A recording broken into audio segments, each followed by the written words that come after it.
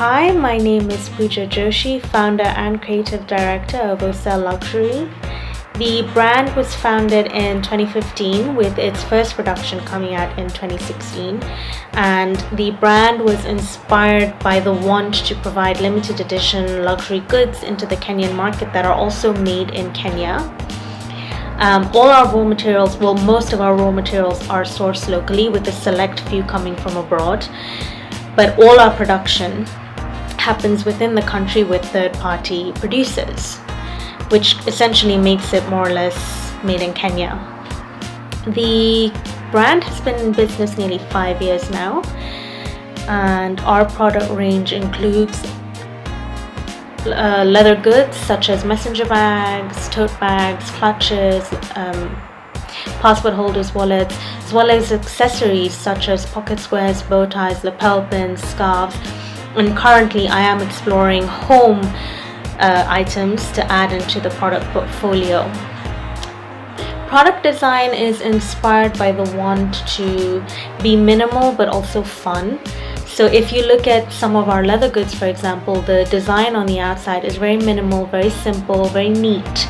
But once you open up the bag, they all feature these fun, exciting, bold, printed fabrics on the inside, which makes it a little bit more unique for the buyer, knowing that there's a little party going on the inside of their products. So it's a balance between wanting to be simple but also be a little bit fun as well.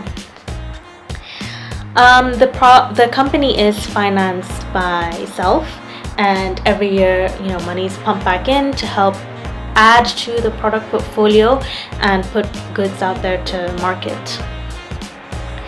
In terms of marketing, there are a multitude of avenues I have explored. This includes WhatsApp, Instagram, Facebook, email, pop-ups, collaborations, partnerships, as well as stocking in multi-brand stores.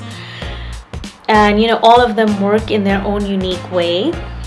I do feel like there's always room for improvement, or always a way to make things better. And every year as you grow as well, you learn what works, what doesn't work, and you home in on what has helped you the most in terms of getting your goods out there to market and to the consumers as well. What makes Ocell Luxury stand out is the fact that it is a limited edition brand. Basically what this means is that collections are produced in limited stock, and once that collection has been put out there to market and sold, it's never produced again or replicated. This also ensures that our consumers feel a little more exclusive with their purchase, knowing that it's not going to be replicated over the next 1 year, 2 years. Once it's gone, it's basically gone, and you have to wait for the new collection to come out, which will obviously be a lot different from what was just released and sold. In terms of advice that I would give anyone wanting to start this kind of journey and career, I would say the two qualities I feel help is patience and perseverance. I feel like it's a long road and it's filled with obstacles here and there. Over the years I've had to overcome several challenges, but if you're patient and you persevere, I think everything and anything is possible. You will meet people who will say that don't do it this way, don't do it that way, this is wrong, this is right. But if you believe in what you're doing and believe in your product and what you're trying to put out there, I think there is success at the end of the road. And you just have to stick to your brand vision, I would say. There are two brands that do inspire Ocell Luxury. One of them is Gurkha, which is a leather brand, and they make really beautiful leather goods that are crafted well, perfect lines, perfect leather, perfect everything. And eventually I would love Ocell to get to that kind of a level. The second would be Liberty London, that has an amazing range of digitally printed textiles that they also use in the production of their own accessories that they sell in store.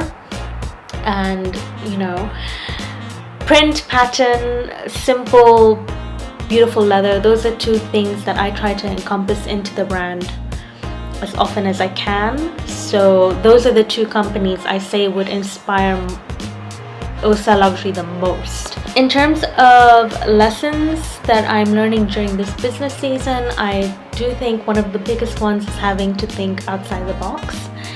We're in a time where the normal way of doing things isn't necessarily the best way, and I don't think it's a bad thing to have to challenge the way in which you've been doing your business for the past few years.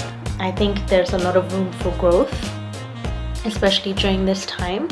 And currently for Ocell, I am thinking of different ways to produce and put to market new collections, because obviously with things kind of closed or shut down, it's been a bit difficult. But I do think that this current season is a great opportunity for people to review the norm and challenge it and change it.